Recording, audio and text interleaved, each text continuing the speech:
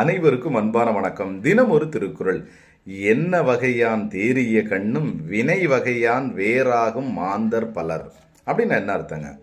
இதுவும் பார்த்தீங்கன்னா இன்னைக்கு ஒரு மேனேஜ்மெண்ட், அதாவது personal management, HR management, human resource மேனேஜ்மெண்ட்டில் ஒரு கான்செப்டாக நம்ம எடுத்துக்கலாம். சரிங்களா?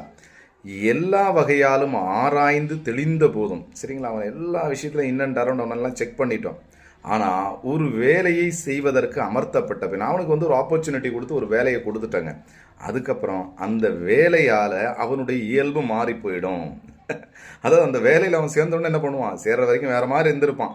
சேர்ந்த பிறகு அவனுடைய இயல்பே மாறி போகும். மாந்தர் பலர் இப்படி நிறைய பேர் இருக்கிறாங்க. ஏன்னா அந்த வேலையோட சேர்ந்தோடனே அவங்கள கையில் காலில் பிடிக்க முடியல.